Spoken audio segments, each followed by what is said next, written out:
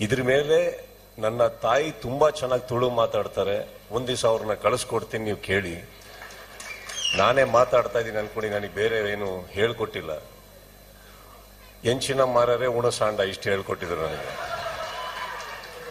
ಯಾಕಂದ್ರೆ ಬಂದವರಿಗೆ, ಅತಿಥಿಗಳಿಗೆ ಕೆಲವು ಮಾತಾಡೋದಕ್ಕೋಸ್ಕರ ಇವರು ಹೇಳ್ಕೊಟ್ಟಿದ್ರು. ಇನ್ನು ಸುಮಾರು ಒಂದು 22 ವರ್ಷದ ಸ್ನೇಹಿತರು ನನಗೆ, ಪ್ರವೀಣ್ ಶೆಟ್ರು. ಅವ್ರು ಸಿಕ್ಕಿದಾಗೆಲ್ಲ ನಮಗೆ ದುಬೈಲಿ ಸಿಗ್ತಾ ಇದ್ರು, ಸೊ ನಮಗೆ ತುಳು ಹೇಳೇ ಕೊಟ್ಟಿಲ್ಲ ಅವರು. ಪ್ರತಿ ಸಾರಿ ಇತ್ತೀಚಿನ ದಿನಗಳಲ್ಲಿ ಯಾವಾಗಲೂ ಮಂಗಳೂರಿಗೆ ನಾವು ಬಂದು ಹೋಗ್ತಾ ಇದ್ವಿ. ಬಟ್ ಆದರೆ ಇತ್ತೀಚೆಗೆ ನಮ್ಮ ಕನ್ನಡ ಚಿತ್ರರಂಗಕ್ಕೆ ನಿಮ್ಮವ್ರು ತುಂಬಾ ಜನ ಬಂದ್ಬಿಟ್ಟು ಕನ್ನಡ ಯಾವುದು ತುಳು ಯಾವುದು ಅಂತ ಗೊತ್ತಾಗ್ತಾ ಇಲ್ಲ ಈಗ. ಇದ್ರ ಮೇಲೆ ನನ್ನ ತಾಯಿ ತುಂಬಾ ಚೆನ್ನಾಗಿ ತುಳು ಮಾತಾಡ್ತಾರೆ. ಒಂದ್ ದಿವಸ ಅವ್ರನ್ನ ಕಳಿಸ್ಕೊಡ್ತೀನಿ, ನೀವು ಕೇಳಿ. ನಾನೇ ಮಾತಾಡ್ತಾ ಇದ್ದೀನಿ ಅನ್ಕೊಂಡು ನನಗೆ ಬೇರೆ ಏನು ಹೇಳ್ಕೊಟ್ಟಿಲ್ಲ.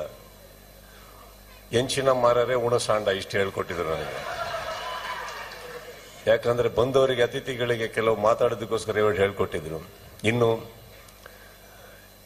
ಸುಮಾರು ಒಂದು 22 ವರ್ಷದ ಸ್ನೇಹಿತರು ನನಗೆ, ಪ್ರವೀಣ್ ಶೆಟ್ರು. ಅವ್ರು ಸಿಕ್ಕಿದಾಗೆಲ್ಲ ನಮಗೆ ದುಬೈಲಿ ಸಿಗ್ತಾ ಇದ್ರು, ಸೊ ನಮಗೆ ತುಳು ಹೇಳೇ ಕೊಟ್ಟಿಲ್ಲ ಅವರು.